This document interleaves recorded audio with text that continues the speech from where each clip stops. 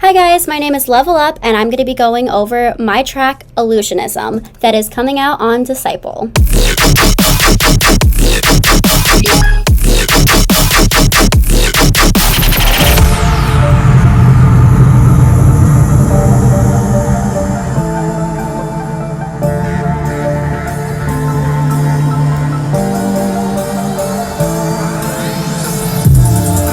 So basically, to start off, I have my intro melodies, which I first wrote in MIDI, and most of this one specifically is in D minor. A lot of my intros are either in D minor, E minor, all minor chords. And then I put that in Omnisphere and turned it into this before freezing and flattening it.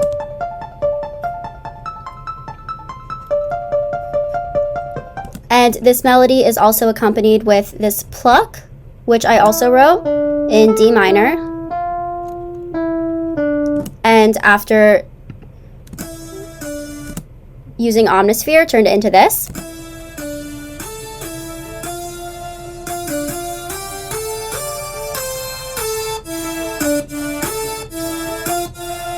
I have this one fading in. As I do a lot of the elements in the first 8 bars, I usually start with big impacts and auto-filtering those in, and then having a lot of the melodies really just auto-filtering in until they hit for the second 8 bars, which is when I introduce the drums and a lot more elements. So, for the beginning, we have these melodies accompanied by these chords up here.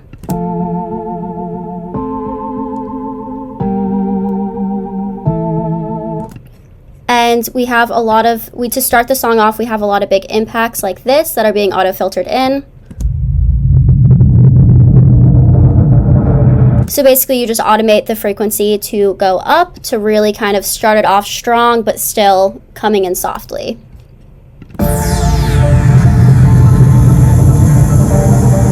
As well as a bunch of sound effects and sweeps coming in to really set the mood. I also do have an atmosphere layer going on for the entirety of the intro because it really just fills out everything in the frequency spectrum. So it really helps to subtly fill that out.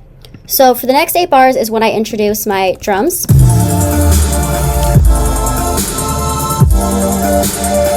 As well as many more elements to really have that setting in. So for my drums, I have my hats and snares, kick, another layer for the snare, all together. For my intro drums, I usually like to use more of like hip hop and trap style drums just because I feel like it really works for an intro. To get these drums coming through, I created a ghost note, which is the transient of the kick right there, and you want to turn that all the way down so that you don't hear that sound, but I have everything being sidechained to the ghost note to make sure that my drums are really punching through in the intro. And for my sidechaining, I use sidechain compression. So basically I get a compressor and I sidechain it here to the ghost note to make sure that everything is really just punching through in the intro. And basically for the next 8 bars is when I like to introduce more melodies, more chords, and really fill in everything. So as you can see here, I've introduced some more chords that I've made in Omnisphere, as well as the beginning melody.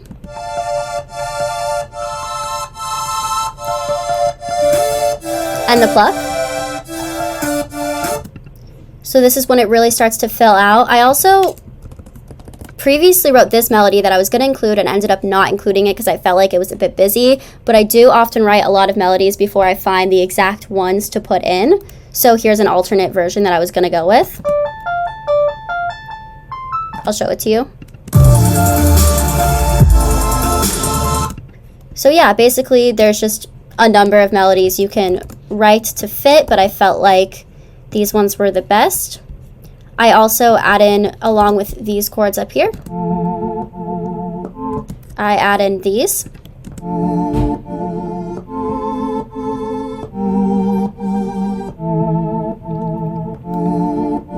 To really fill it out. And for the next 8 bars, what I like to do is add my breakdown after this. I also, alongside with the drums, this section is usually when I like to add a big sub drop. And a lot of sweeps and impacts. Specifically for this song, I was trying to go with a lot of sci-fi kind of impacts, and these are really good for using Omnisphere, is great for getting those kinds of sounds. Along with lasers and such.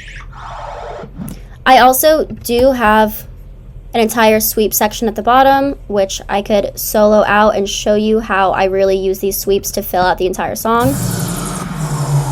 So this is a section here.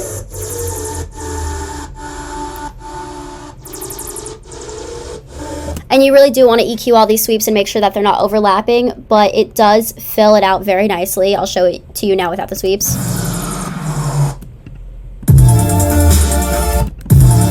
So it really does a great job of filling everything out before going to the breakdown.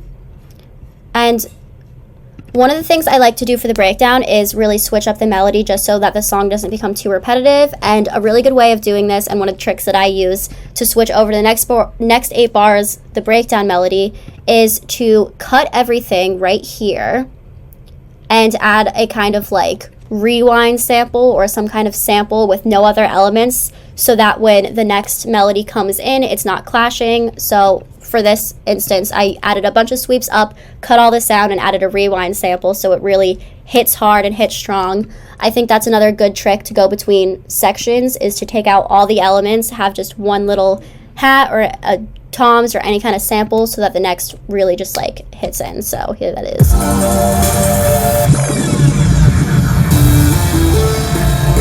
So for this, I added a bunch of small sweeps and then a rewind before coming to my main melody, which is the breakdown.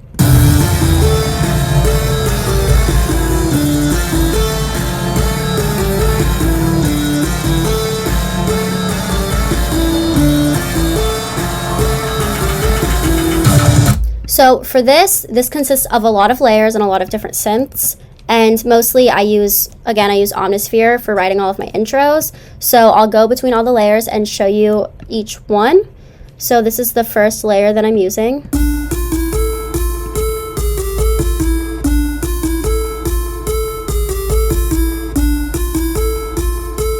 Again, this is mostly consisting of notes D, F, E, A, and G. So it's all written in D,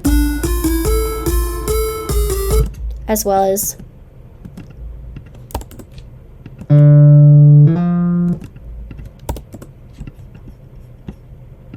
and here I will show you in Omnisphere how this was made. Oh, Omnisphere takes a second to open. But I will keep going over the other layers until Omnisphere is loaded. But so this is the first layer I have.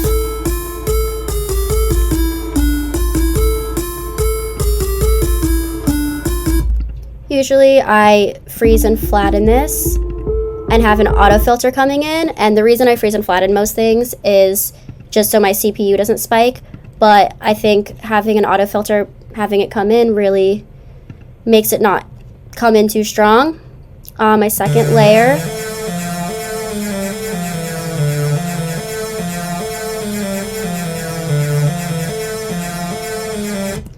so together we have,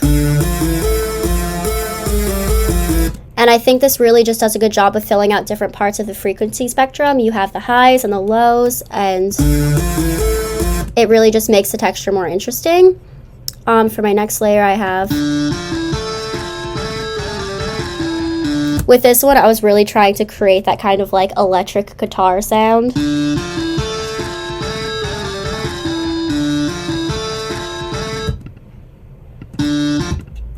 And then next layer I have is this.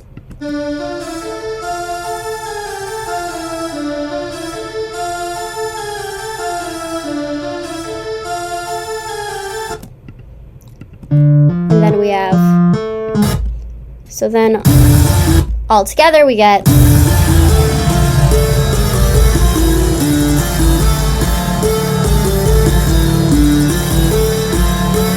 And a lot of my sound design, especially for intros, really is just layering and adding a bunch of layers until you really get the sound you want that's really full, because I find having one layer doesn't really fill it out properly, and this is just a good way of ensuring that the entire sound is very full.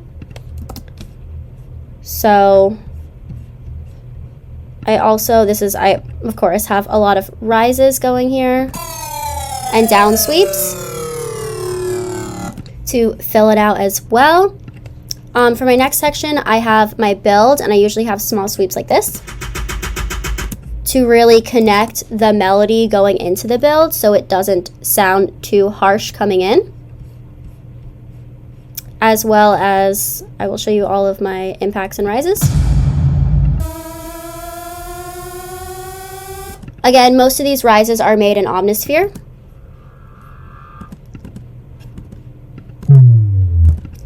So this really fills it out as well. And next I have my build.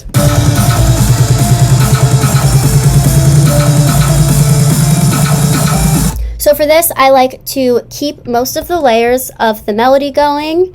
Some of them I have filtering out. I have them going higher to just kind of like switch it up. And here I really like to add in the build bass hits that really just make the build sound like it's connected to the drop. I like to use frequency spectrum for this to really change up the sound. So first it goes from to this. I add auto filter on so it's not coming in too harsh, because it is just an element of the build and not an actual bass hit of the drop yet. So without it, which just hits too hard for a build. So filtered we have. And then of course we've got OTT going on to really just like pump up the sound. So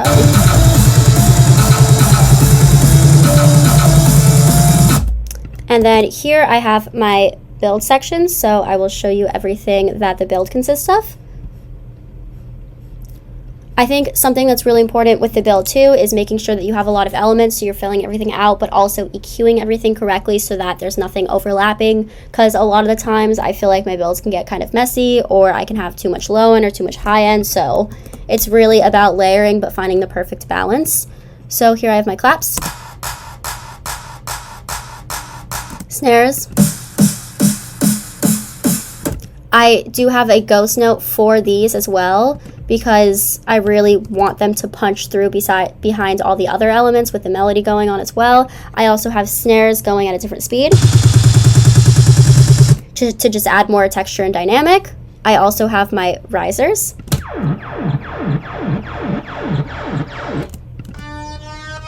Again, a lot of these are frozen from Omnisphere, as well as this lead.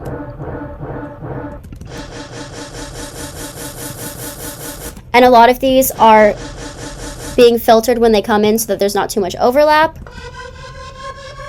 Like I said, EQing here is really important to not have too much clashing. And so for some of these, I like to auto filter in, auto filter out, and basically just make sure that nothing is overlapping too much at the same time. And then all together for the build, I will solo this and show you the build by itself, isolated.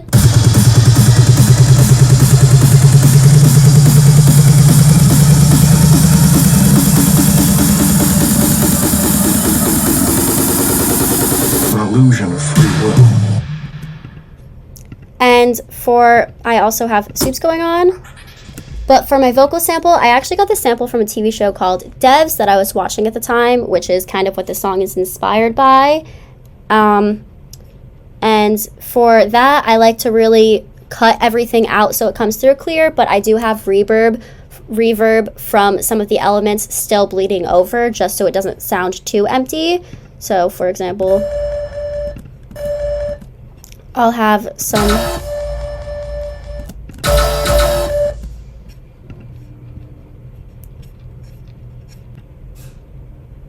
So here I have my vocal sample. An illusion of free will. illusion of free will. And for the vocal sample, especially if you're pulling from somewhere like a movie or a TV show, it's really important to EQ it properly so that it's not too muffled, so that you don't have the background elements going on, because you really want this part to be clear and to really stand out, because it kind of carries the drop from the intro. So this is the EQ that I have going on. This is it without the EQ. An illusion of free will. Which is just really muffled, and you can hear all the background elements. An So illusion of free. EQ, saturator to make it louder, and OTT An illusion of free will. is how I got my vocal sample to sound like this.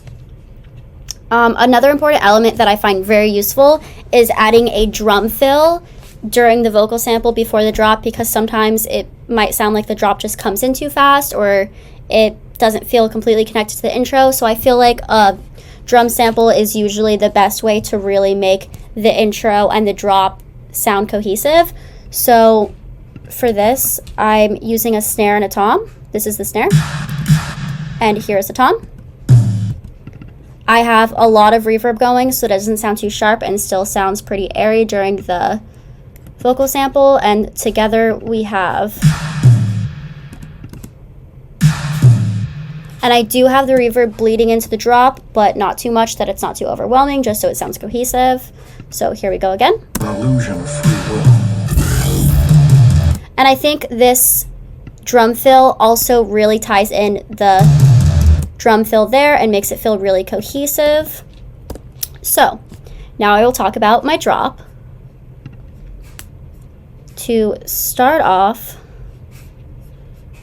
let me find my intro section.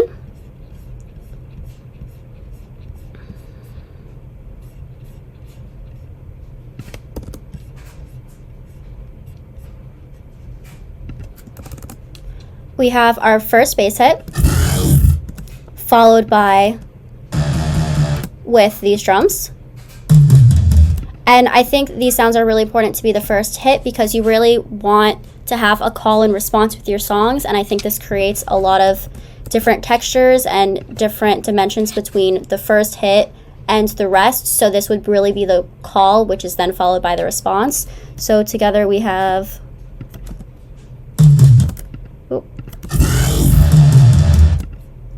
and for the drum fill here, I am using toms. I think drum fills and drops, toms are usually the best drum to use, and then you could just transpose some of them down so that you have a little more texture in it, so they're not all the same note, literally. And then, so following the call, we have the response. And with this sound, there's a lot of transposition going on. And next we have the response. So basically a lot of my sound design really is just, like I said for the intro, is just adding a bunch of layers until it sounds good pretty much, and until it really fills out everything. So I'll be showing you all the layers I use to create these sounds. So the first hit we have is a shorter version of the bass hit here, which is just stretched out. Here we have, which you can see is just frozen and stretched. We're also automating the transposition, so let me show you that here to really create this sound. So here we automate the transposition, and usually for this, I honestly just like to go in here and just kind of draw a lot of lines going up and going down, and really just find the best way to make it fill out. And a lot of this is by starting out with sounds in Serum. A more kind of simple growl sound. Here we have it.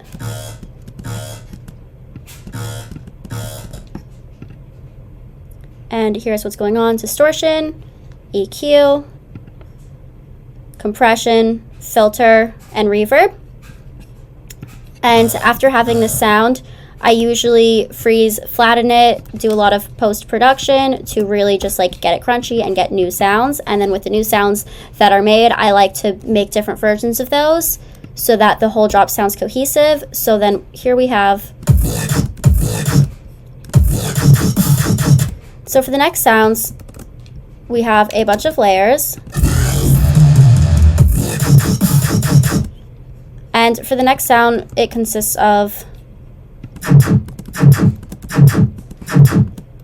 show you the second layer, the next layer. And I think all these layers, they each have their own job of filling out different parts of the frequency spectrum. So it's really important to have, when you're making a sound, it's really important to have your layers that fill out the high end, your layers that fill out the mids, your layers that fill out the low end, which you could do in one sound, but I just find it easier to use a bunch of different layers to really get the sounds that I want. And another trick that you could use for some of the sounds is adding an auto pan, really to just clean up the transients and really just shape it. So here we go. I will show you what it sounds like when we have all of these layers isolated. And each one,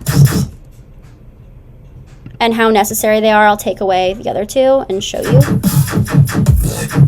So it really does take all of these layers to kind of just bring it together. It's also really important mixing it and just making sure that you have them at the right volumes necessary to fill out everything. And basically I reintroduce this note to have that same call and response sound.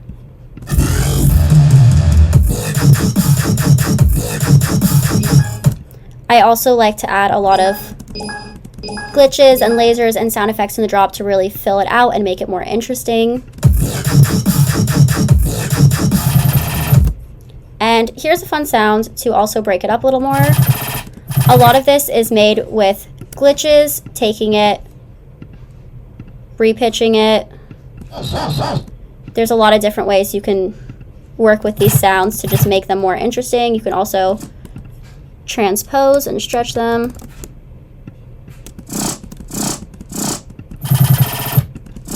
So there's just a lot of different tricks you can do to take a kind of laser sound and make them more interesting so that you can have,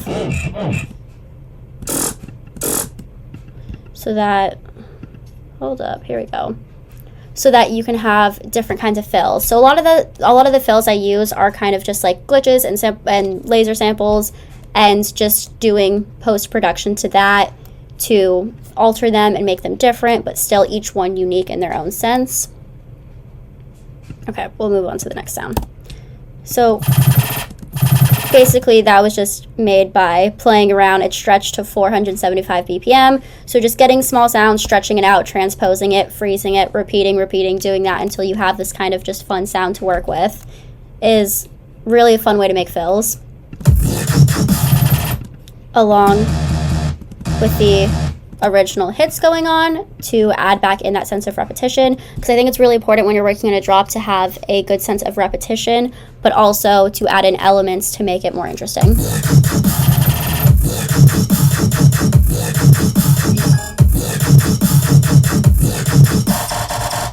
And so here I have my switch, but an important part leading into the switch is this sound, which another thing like I like to do, like the intro, is I like to really cut all the elements and strip everything out and then have in this strong sort of sound so that it really introduces the switch coming in. And I think it's really nice to take away all the elements before bringing them all back in, because it really just creates that dynamic to make it work really well.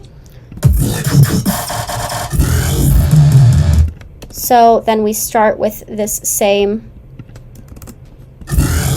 hit with these sounds and the toms to reintroduce that. And so for this, I strip away some of the layers in the beginning, but I do keep these, as well as also for what I have on here, I have OTT, EQing, and my compressor, which everything is sidechained to the drums, which I will show you soon.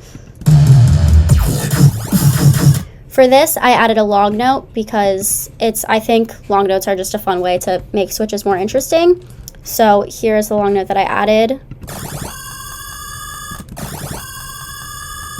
So basically, I will show you, and a fun way of making this is to just make a sort of more simpler sound on serum and frequency shifting and just doing a bunch of that once you get that to really switch it up. So this is how it sounds before. And then after adding a frequency shifter, you get this. And so basically what I have going on here is I'm automating the frequency shifter, which I will show you here, to create this sound. And I think that's a fun way to make it more interesting and to really get the tonality that I'm looking for, because this is it without the frequency shifter,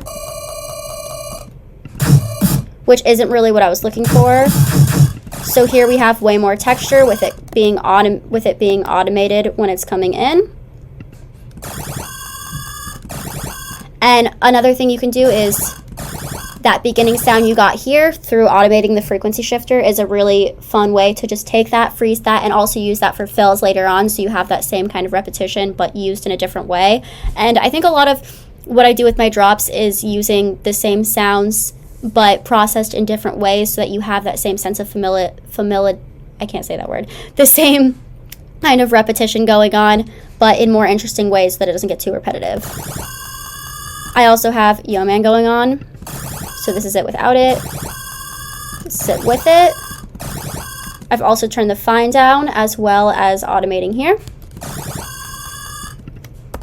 And then added a few more layers.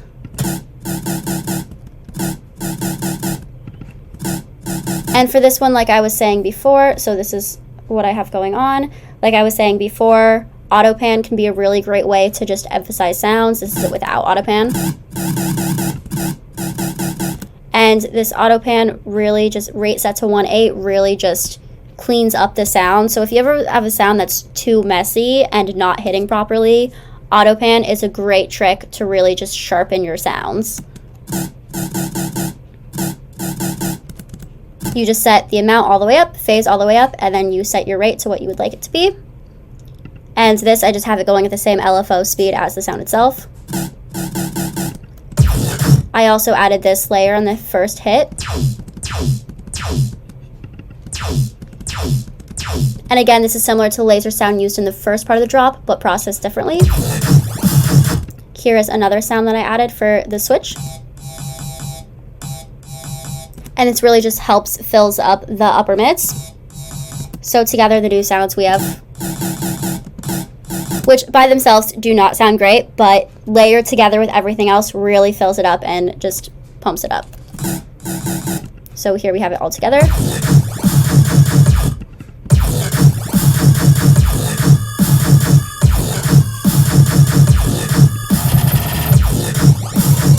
And for the second part of the switch, what I'm doing here is I have the same long note going on, but I do have it being processed differently. This is the EQ for it. So now I have the frequency shifter automating it differently. And this is just another example of how you can get different sounds from the same sound just by doing very small details.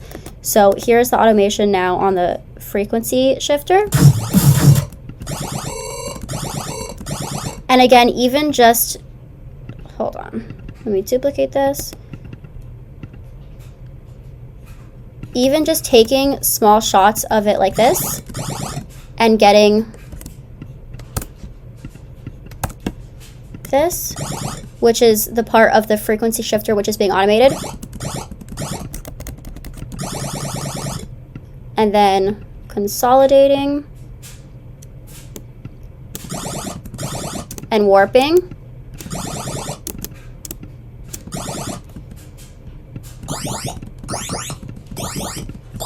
So this is another fun way you can make laser sounds, and you can make different sounds for fills in your drop by using sounds you've already made and just processing them differently. So doing something like this is how I would make a laser sound for later on in the drop. Or there's a bunch of things you can do to take these small pieces you've already worked with to create more interesting sounds. So that's just a small example of how I make my fills and how I do that kind of sound design stuff.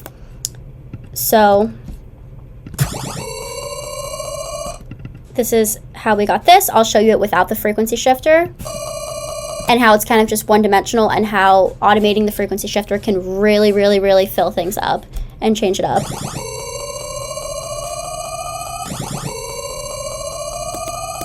Let me show you this again.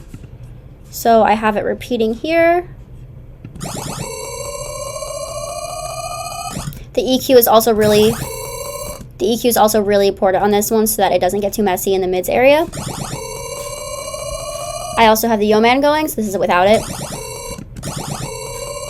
So it really sharpens it, and without, and with the OTT, which really brightens that up. So here's the second part of the switch.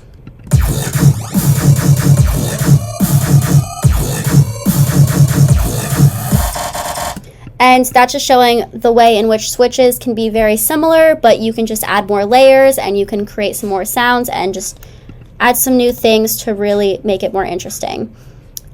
So now I will show you the drums that I have going. I do like to introduce my drums after the beginning hits and fills.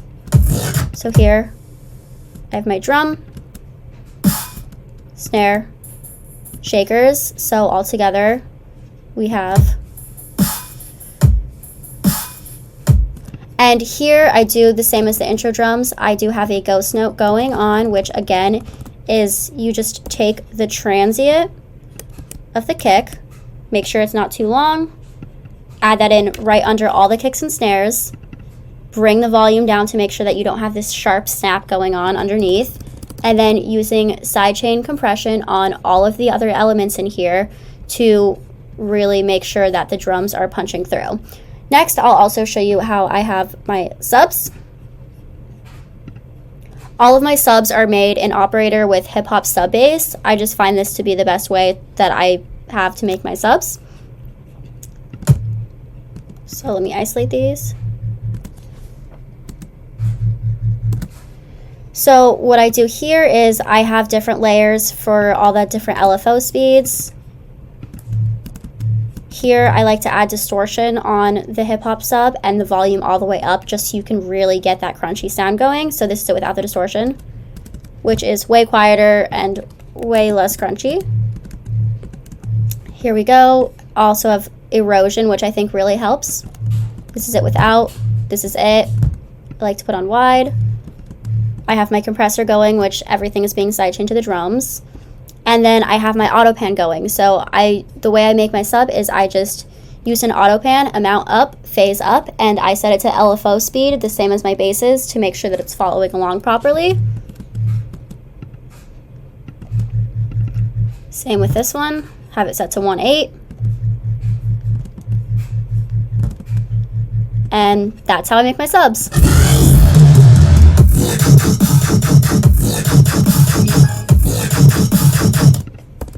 Okay, so now that we've gone over the first drop, I will show you guys the next section, which is going back into the build. Well, the break into the build.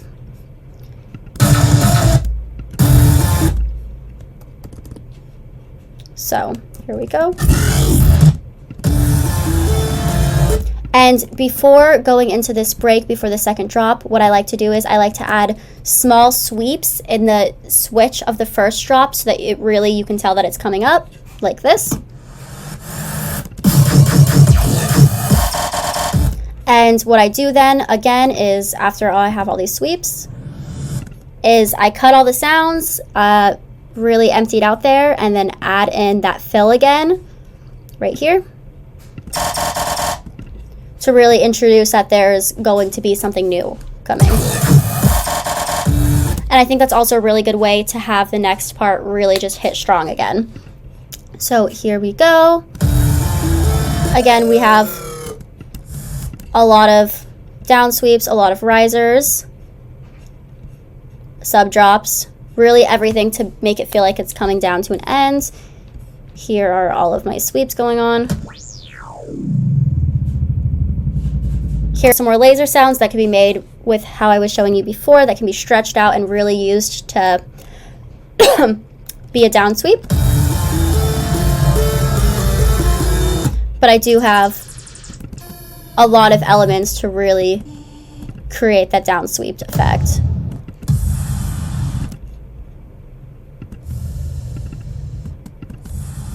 And you want to make sure you just have them mixed all correctly so that they are coming in overlapping each other. So Then I have my melodies coming back in here.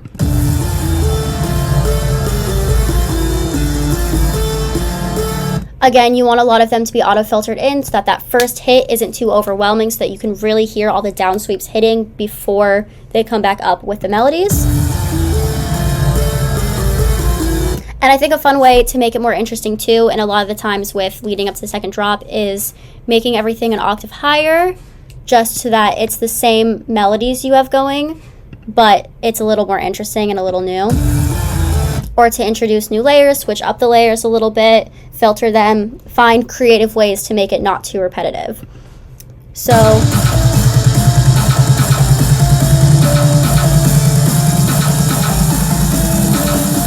we then have the build coming up again.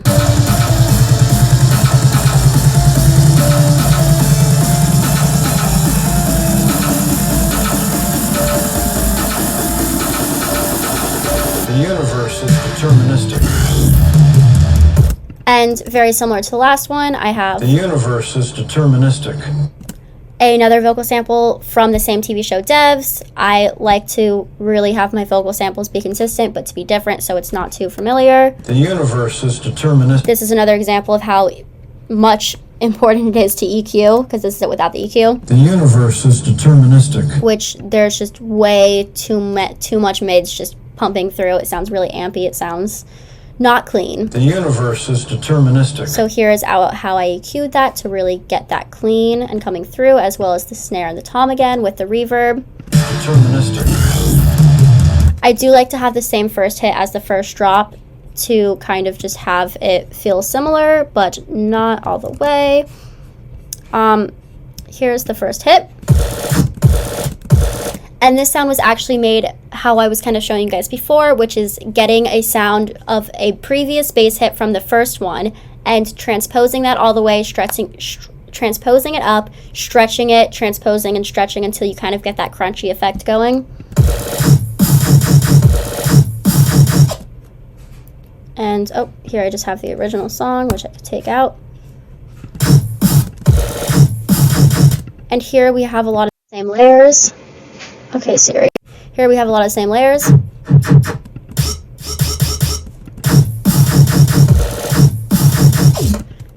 And we have some more new fills coming in to create dynamic.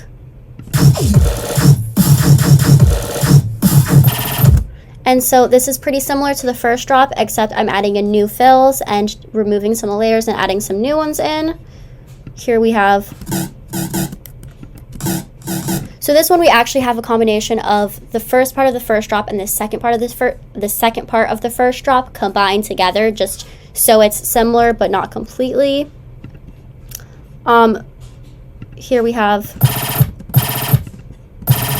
another version of the fill in the first drop, just processed a little differently.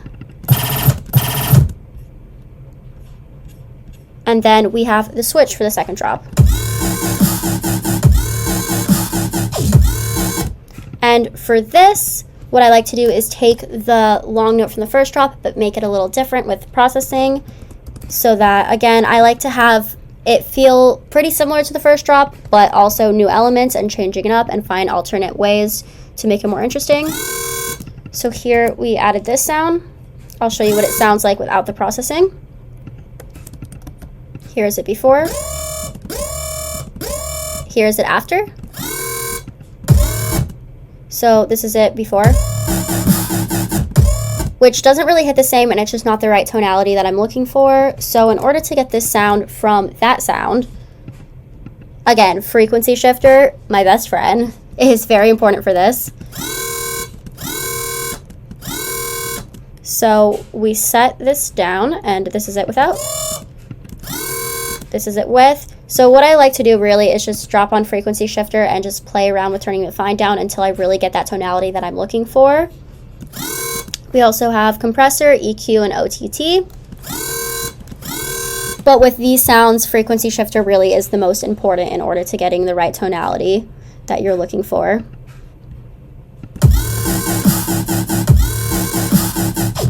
And for the second part, what I do is strip away a lot of the elements of the first part. So here are some new hits. And I actually changed the auto pan here before I had it set as this, just to make it flow a little better. I also added in these laser sounds to really just change that up a bit. And then for this, instead of having a first section and a second section, I'm actually now going back and forth between this, the second section, the first section, and the second section. So then we repeat. And then we ultimately also with the new fills. And then we go back into the second section.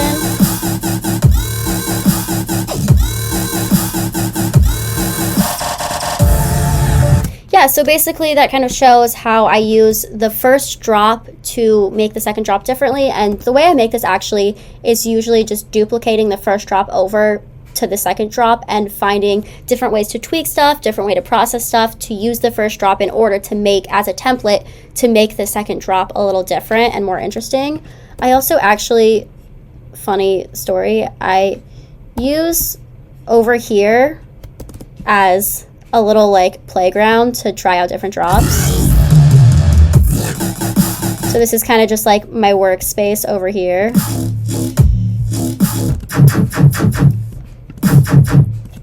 But ultimately I do use the first drop in order to tweak the second drop and see what elements I can use to change and how to make that different. I have the same drums going on, everything being side changed the same, and I also, here are my subs. They're a little different for the second drop because I have different LFOs going on, but they are made the same way, just with different LFOs and a lot more layers because there's way more LFO speeds going on here. And I have erosion, compressor, auto pan, and operator, and distortion. So subs are made the same, just alter to the second drop. And then lastly for my outro, what I like to do is copy over the intro and just see what elements I could change, similar to what I do for the second drop. So here's the outro.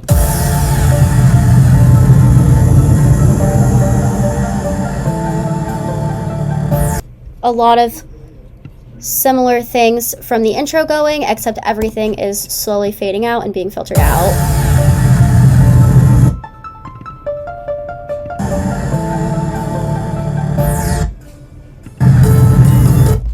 And then I do automate the reverb at the end of all the melodies to just slowly fade out.